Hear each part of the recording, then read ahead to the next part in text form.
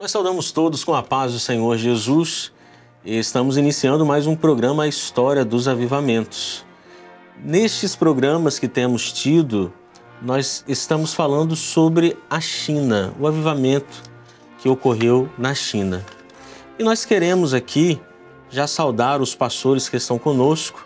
Pai do Senhor, pastor Fábio Castro. Pai do Senhor, Jerônimo. Pai do Senhor, pastor Edson. E Pai do Senhor a todos. Pai do Senhor, pastor Edson, Ian. Pai do Senhor, Jerônimo, Fábio. Pai do Senhor a todos. Bom, dando sequência ao nosso programa e ao tema, nós queremos hoje fazer uma pequena recapitulação.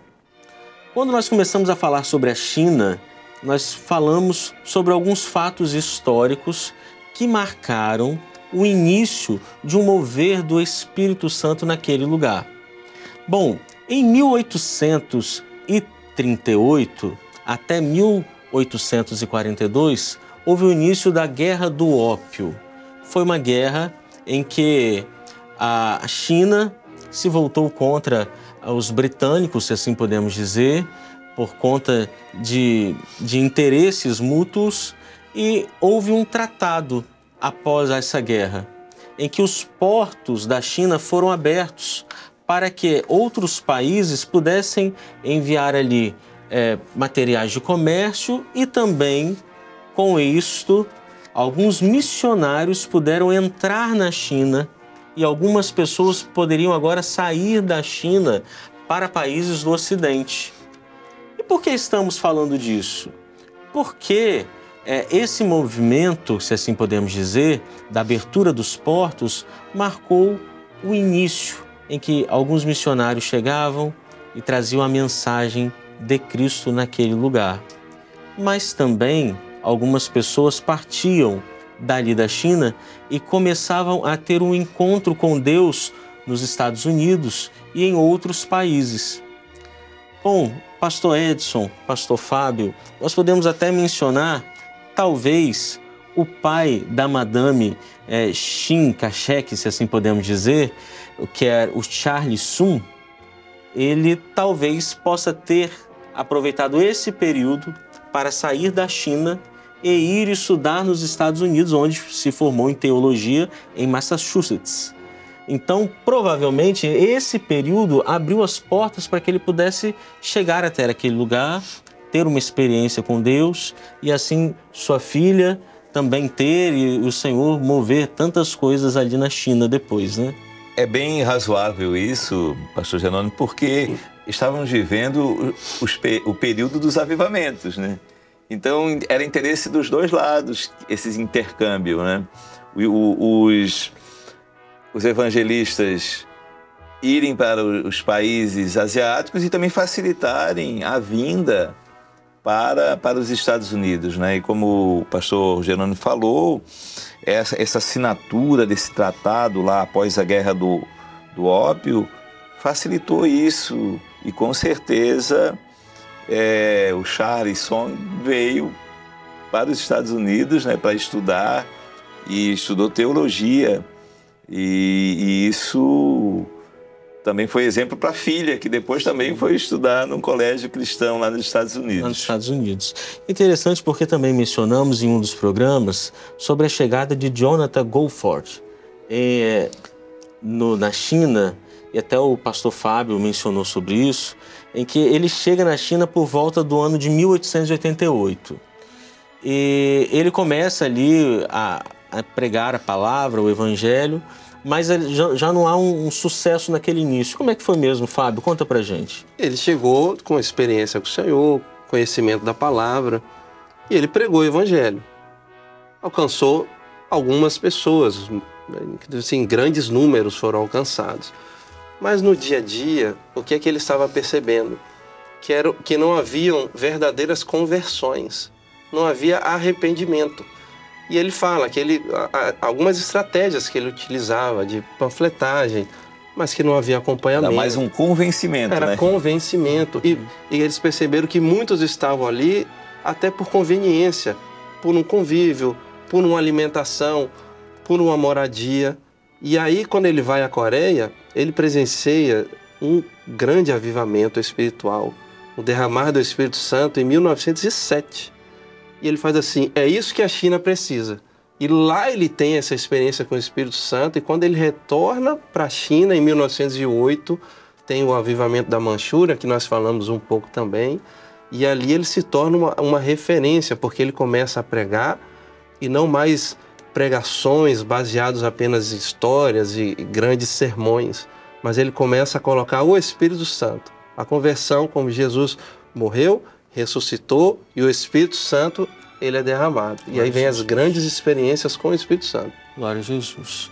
Bom, fizemos uma breve recapitulação.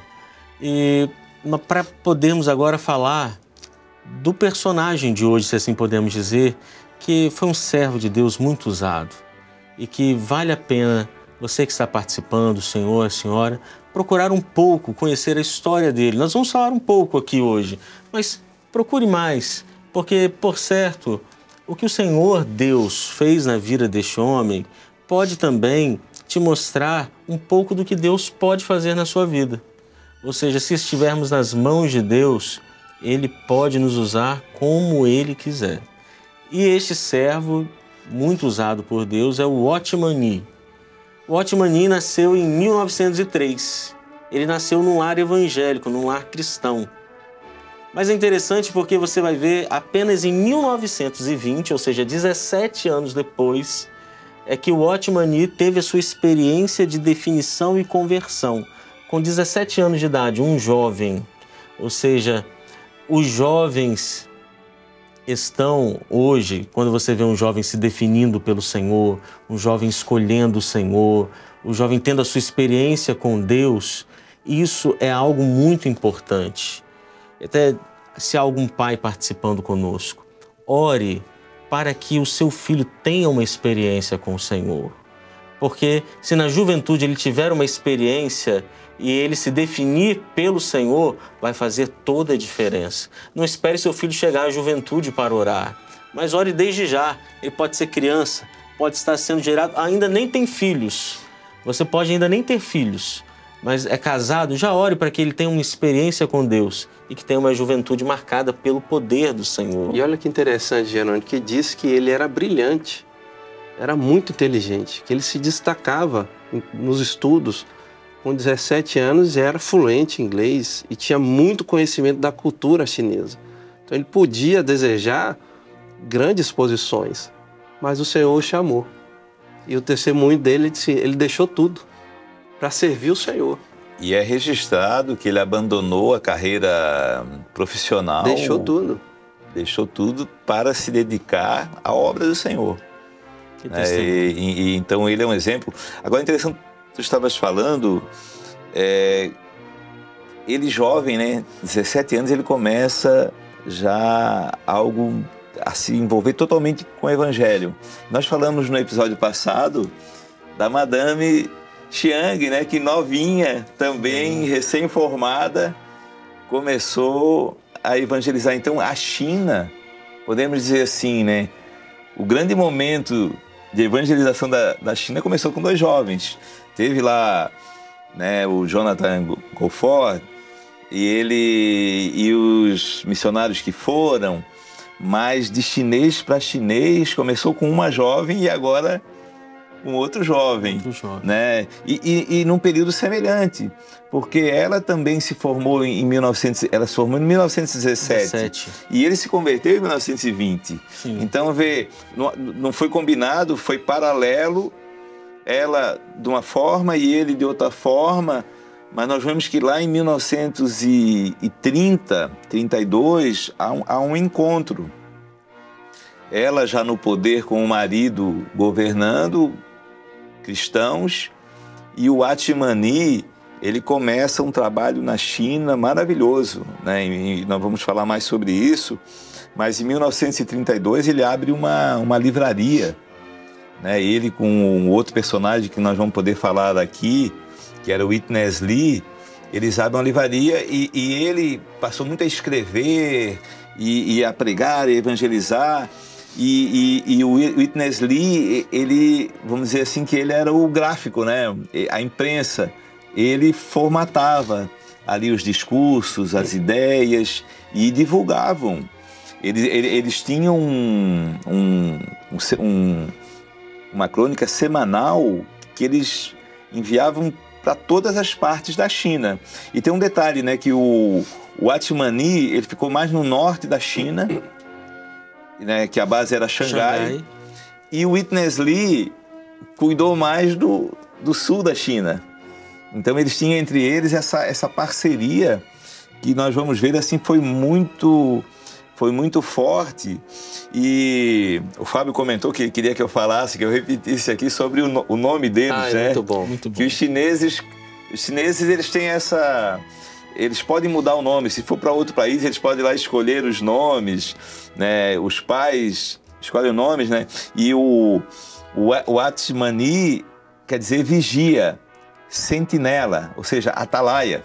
O nome que ele escolheu, Watman, eu vejo que o sobrenome é da família, mas o nome eles podiam escolher. Então ele escolheu, eu sou um atalaia. Um atalaia. Eu sou um atalaia.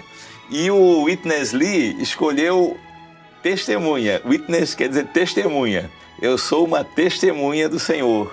Então eles já chegavam, tá aí o atalaia de Cristo, tá aí a testemunha de Cristo. Então já chegava dizendo, né, quem eles eram. E o nome que eles escolheram. E nós vemos alguns detalhes, nós vamos falar mais sobre isso, né? Mas eu queria repetir aqui sobre o Watmani. Tinha algumas coisas nele que tem muito a ver conosco hoje. Por exemplo, o Watmani, ele não aceitava dinheiro. Ele queria viver sem salário das igrejas, dos dízimos das igrejas, ele não queria salário. E ele encorajava, ou seja, ele ensinava ali para os discípulos, os obreiros, aqueles que estavam aprendendo com ele encorajava a viver sem precisar ser sustentado pela igreja. Ele não dizia que isso era proibido, mas ele encorajava as pessoas a terem uma renda para não precisar viver da igreja. Isso é uma coisa que tem muito a ver conosco, né? Eu já falei em outro programa também, a questão dele, no livro que ele escreveu, O Homem Espiritual, ele coloca da submissão ao Espírito Santo. Então ele já é de um período, né? O Fábio falou ali do 1907, lá a pregação do Jonathan Goforth na Manchúria, que agora ele percebeu que agora estava diferente, porque agora ele viu a operação do Espírito Santo. O Watmani, já desde o início, ele valoriza o Espírito Santo. Ele escreveu esse livro, O Homem Espiritual, para dizer assim, o homem tem que ser governado pelo Espírito Santo. Outra coisa que ele falava da obediência, né? No outro livro que ele tem sobre a autoridade espiritual, ele diz assim, ó, a maior autoridade espiritual é ser obediente a Deus. Então, a obediência dá a maior autoridade ao homem de Deus. E ele dizia assim que o adversário, ele teme a obediência. Aquele que é obediente a Deus. E ainda um outro detalhe é a madrugada, né? Ele era um homem que levantava de madrugada para orar. Ele valorizava as madrugadas. Então eu fiz essa comparação porque nós da igreja, né? A igreja tem essa prioridade de viver, né, os seus pastores, né, viver um ministério leigo, sem voluntário, né? Voluntário. Então, de não precisar, né, ser remunerado pela igreja, tem o governo do Espírito Santo, a questão da obediência, né? Eu me lembro lá dos seminários que dizia assim, eu não me lembro qual é o pastor que dizia, né, na escola a gente aprende o ABCD, na obra nós aprendemos a obedecer. Isso era um jargão dos seminários antigamente, né? Que a obediência, como se valoriza a obediência ao Senhor na igreja. E também a questão das madrugadas, né? Todas as nossas igrejas abrem nas madrugadas, né? Para orar nas madrugadas. Então nós vemos que o Watmani, ele era um homem espiritual, né? Olha, eu creio que um grande marco na vida de Watmani, acho que pode falar até um legado. Eu não sei se ele tinha noção do tamanho desse legado. Que em 1922, 19 anos ainda, ele começa a fazer algumas reuniões locais. Em casa, e que inclusive futuramente fica conhecido como movimento da igreja local. Mas qual era o objetivo dele? Fugir das estruturas organizacionais de alguns lugares onde tinham interesses materiais e envolvimento político, porque ele queria um evangelho genuíno, o Espírito Santo. E aí tem essas igrejas locais, que futuramente, depois da queda, né, do imperador que nós vemos, do Chiang Kai-shek, em 1949, são essas igrejas locais que, mesmo com muita oposição, elas continuaram levando o evangelho e a mensagem de Cristo, que começou lá com esse movimento, com o Watmani.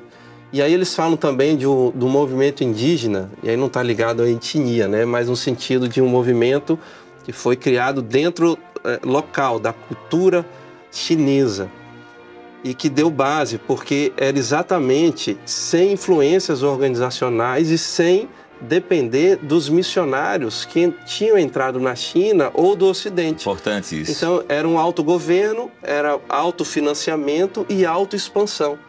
Então os chineses, eles foram criados dessa forma no Evangelho. Então quando começou a vir as oposições, quando Watmani foi preso, quando teve a queda do governo, as igrejas, elas sabiam se sustentar, porque elas tinham a direção do Espírito e não dependiam de ninguém. Então eles tinham aprendido e foi um legado que o Watmani deixou muito forte. E é interessante, Fábio, porque algumas pessoas utilizam sobre essa questão que o Watmani trouxe das igrejas, as pessoas se reunirem em suas casas, como até um pretexto para não irem à igreja. Sim. Mas quando é o contrário. A atitude de Watmani não era de fazer com que as pessoas se isolassem das igrejas, mas que as igrejas fossem fortalecidas em suas casas, porque haveria uma grande perseguição. Exatamente. Então, a questão aqui, irmãos, não é uma questão para que a pessoa se isole. Quem se isola peca, diz a palavra. Mas nós somos corpo. E foi até algo que Fábio disse. O Watmani trazia muito sentido de corpo nas suas pregações, nos seus escritos. Ele tem uma frase do Watmani, eu tenho anotado ela aqui, que deixa muito claro essa doutrina de corpo.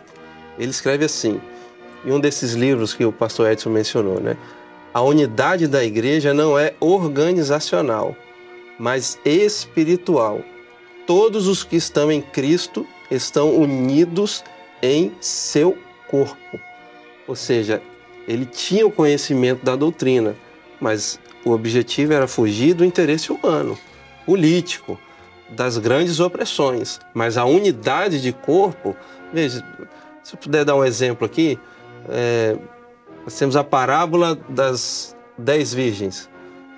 Rapidamente, eram 10. 5 não estavam preparadas. Então, é uma igreja que não está preparada para o arrebatamento porque não tem o Espírito Santo, nos interessa. 5 estavam e tinham azeite e entraram. Agora, me diga, essas 5 que entraram, será que elas tinham o mesmo tamanho, o mesmo peso? Será que as roupas eram as mesmas costuras? Acho que cada um devia ter as suas características, mas todas elas tinham unidade de corpo, todas elas tinham o Espírito Santo. Então, é a fuga do materialismo, é a fuga do interesse humano, mas sim dirigido pelo Espírito Santo, se preparando para o arrebatamento. Tem um testemunho muito interessante do próprio Witness Lee a respeito do Watmani. Ah, legal. Ele diz assim, certa vez eu vi o Watmani orando por 3 dias.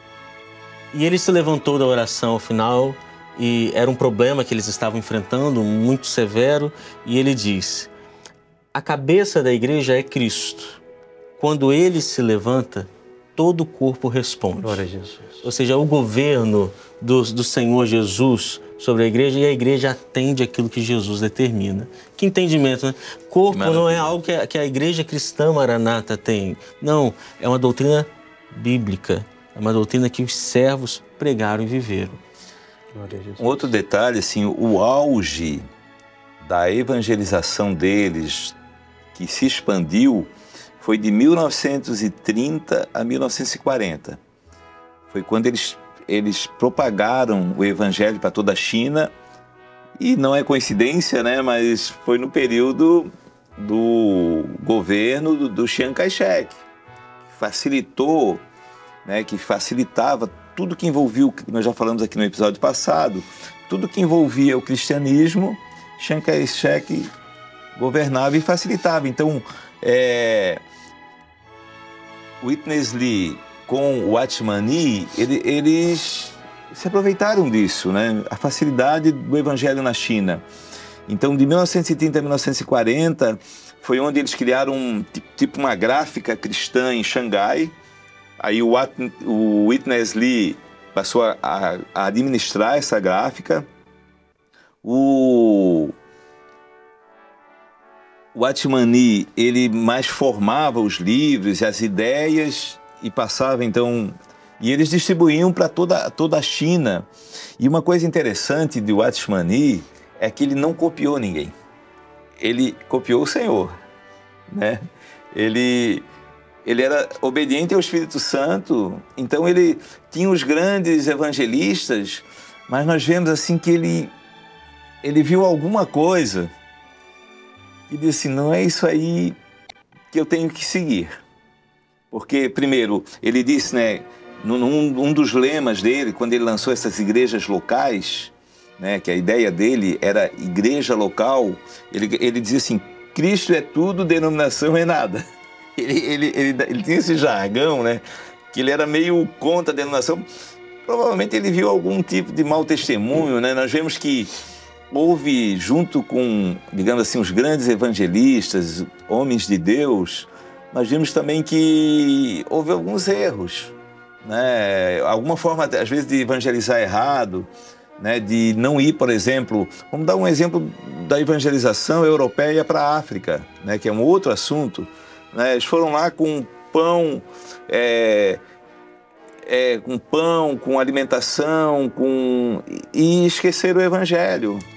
E aí foram com boas obras, depois quando acabou o pão, ficou um negócio meio ruim, né? Não que isso está errado, mas eles deveriam... Então vejo que o Watchman Nee, ele disse, não, eu não vou me espelhar no Jonathan Goforth, não vou me espelhar no outro aqui, Billy Graham também andou por lá, então, se bem que Billy Graham foi um pouco depois, mas eu não vou me espelhar em ninguém, eu vou obedecer ao Espírito Santo. Então, e ele tinha essa ideia que é diferente da nossa, né? Apesar de ele pensar em corpo, por ele ter essa decepção com denominações, ele foi para as igrejas locais. Então, ele tinha uma ideia assim, ó, mais de 3 igrejas, três igrejas podem estar ligadas, mais de 3 já tem que dividir para outro governar. Então, ele não queria que ficasse a coisa muito grande. E só que nesse período, de 1930 a 1940, pulverizou as igrejas locais em toda a China. Foi um crescimento assim espantoso, as conversões. Então o povo chinês foi muito, muito evangelizado e muito... Então essa boa educação, hoje a gente vai ver na China, os chineses são muito educados, e também tem uma ideia de aquilo que Chiang Kai-shek falou, sem um ensino cristão, não vai criar uma identidade de um povo. Então o povo cristão, o povo chinês, ele tem uma educação de moral invejável mundialmente, né? Tu não vê a violência, roubo, um país tão grande, então tu vê por quê? Porque eles têm uma base cristã, a base moral deixada por Chiang Kai-shek e espalhada, né, pelo Watchman Nee e Witness Lee. Então nós vemos que nesse período de 1930 a 40 foi um boom do cristianismo. Eu acho que é um exemplo muito bom, porque ele não quis copiar, não é? E uma das mensagens que ele pregava era da cruz, mas diferente de uma mensagem da cruz que se pregava histórica, que tinha se encerrado. E aí ele vinha com a mensagem da cruz, ele até fala assim, Deus não quer reformar o homem. Ele crucificou, no sentido de que a conversão, o velho homem morre. Morremos com Cristo, ressuscitaremos com Ele. E aí ele coloca essa questão da igreja Porque a igreja, ela não quer reformar. A igreja, ela busca revelação. E foi o que ele foi buscar. Ele não foi buscar reformar a igreja, ele foi buscar revelação. Ele foi buscar algo novo, ele foi buscar uma experiência na palavra baseado na morte e ressurreição. Uma igreja, para ter comunhão com o Senhor, ela não vai copiar o outro, ela não vai reformar.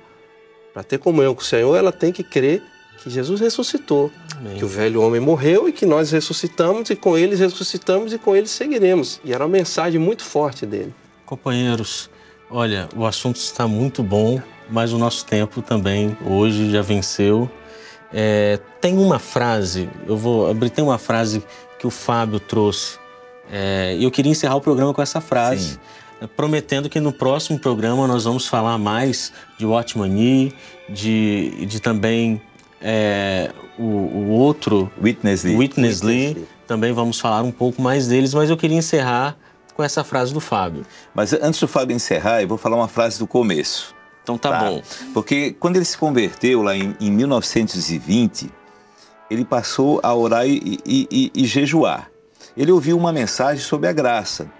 E aí ele diz assim, ó, a Bíblia se tornou viva para mim. Eu sentia a presença de Deus, de Cristo lendo a Bíblia. Olha, lá no início já da vida dele, ainda jovenzinho, ele diz assim, a Bíblia se tornou viva para mim. Nós temos falado da palavra viva, palavra né? Viva. Palavra da vida, mas ele já viu a palavra viva. Palavra viva. E ele diz, a Bíblia se tornou viva para mim, senti a presença de Cristo na Bíblia. Glória a Jesus. Uma frase encontrada no leito de Watchman Nee, quando ele morreu. Dentro do travesseiro, Dentro né? do travesseiro. Foi como se fossem as últimas palavras dele, né? Aqui uma das primeiras. Essa foi uma das E primeiras. o Fábio vai trazer uma das últimas. Cristo é o Filho de Deus que morreu para redimir os pecadores e ressuscitou depois de 3 dias. Esta é a maior verdade no universo. Eu morro por crer em Cristo. Glória a Jesus. Maravilhoso, né? Homem que entregou sua vida, viveu 52 anos do Evangelho, né, desde 1920 até 1972. E encerramos assim, desejando que Deus possa abençoar a cada um que participou conosco. A paz do Senhor Jesus.